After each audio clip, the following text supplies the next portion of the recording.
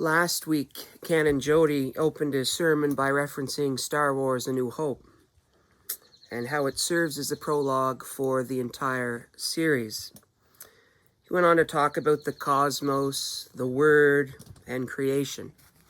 Today I want to pick up on that and ask the question, where does this creation go?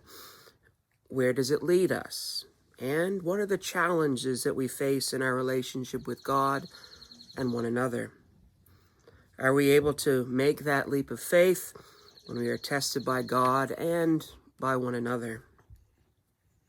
Do you ever wonder how things are invented, created, things that are tested, and what sacrifice is needed to make things work just so?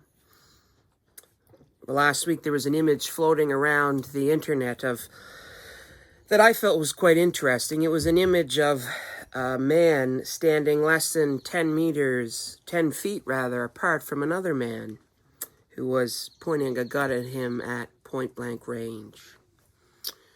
The man who was being threatened had on one of the first bulletproof vests.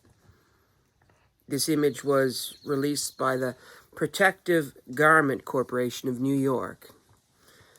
By 1923, they had manufactured a lightweight vest for police use, and this image captured their live demonstration. The Washington, D.C. headquarters, the inventors and the salesmen, those investing, were trying to convince the police force that these bulletproof vests worked and that they indeed did save lives. The man in the vest was fired upon twice with a 38-round slug straight to the chest, and he didn't bat an eye. Some would say that the man took a leap of faith in allowing himself to be sacrificed for corporate America and the safety of our law enforcement officials. But the bulletproof vest was born after a brutal demonstration. Today's Old Testament reading is, well, quite frankly, brutal. It's disgusting at first glance and complicated, so often as the good book is. The 22nd chapter of Genesis, we already have God testing Abraham. He calls out to Abraham, who immediately obeys God's commandment. Abraham is to take his only son Isaac to Moriah and offer him up as a burnt offering. He is essentially bringing his son to slaughter in the name of God. What would you do? Of course, I'd say no friggin' way. I'm not taking my son to kill him by knife so God can see how much I would sacrifice. I'm not going to play that game.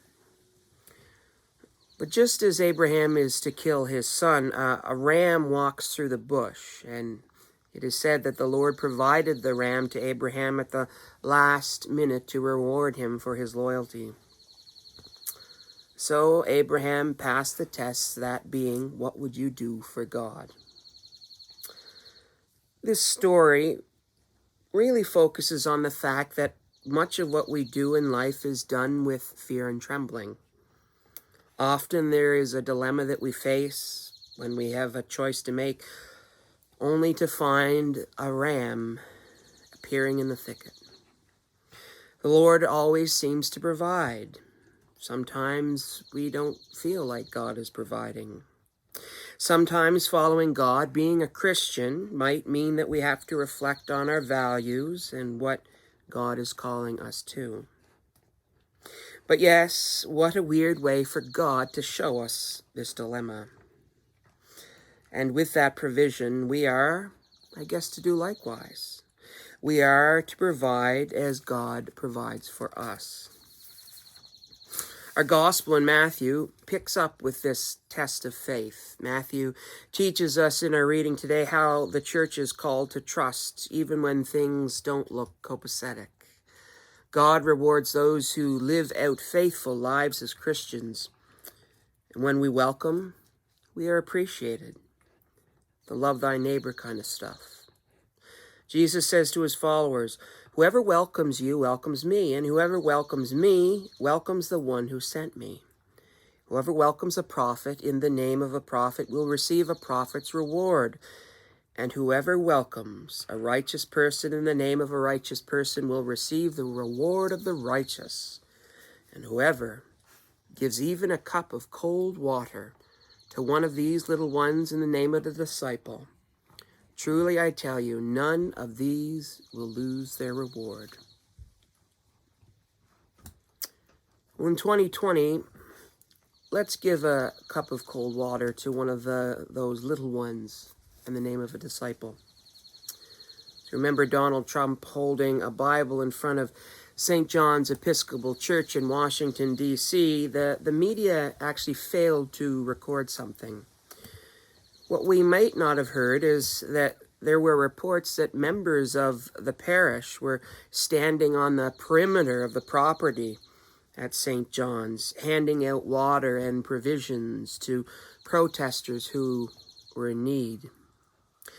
In many ways, the members of the parish were encouraging folks to protest, and that their church was a safe place to do so, even after it was vandalized. And then there's a story I heard when I was in South Africa when Desmond Tutu was first made a bishop. In his address at his consecration, he talked about water and its importance and said that if anyone ever wanted a cup of water, to come by the bishop's lodge, the bishop's house, and they would receive it. People took this literally, and you could often see Desmond on the porch with cold glasses of water that he was passing out to people as they continued their long journey. That's what Christianity is about. That's what we are about. A simple act, a simple cup of cold water on a hot day can go a long way to lift one's spirits. A simple act of kindness in a world that is so brutal. As Tutu once said, there's no question about the reality of evil, of injustice, of suffering. But at the center of this existence is a heart beating with love. And what do we do when we find ourselves unable to offer a friend or an enemy a glass of cold water? Well, let's look at what Paul says to us today. Do not let sin exercise dominion in your mortal bodies, to make you obey their passions. No longer present your members to sin as instruments of wickedness, but present yourselves to God as those who have been brought from death to life, and present your members to God as instruments of righteousness. Our call is to form that relationship with Jesus and to reflect on the things we've done and to reflect on the things that we've left undone. Our call is to know that we are sinful, that we screw up, that we are found again and again by God's loving grace. That even when we live in this tough world and at times when we want to put on that bulletproof vest, we are called to trust God and what God has in store for us.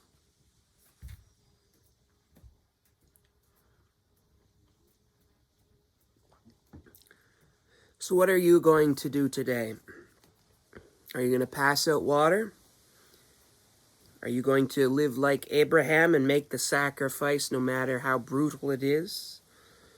Or will you take Jesus' words to heart and practice radical hospitality, radical love, by being that sustenance of life, that living water that flows from our hearts as we seek to act justly, as we love mercy, and as we walk humbly with our God. Amen.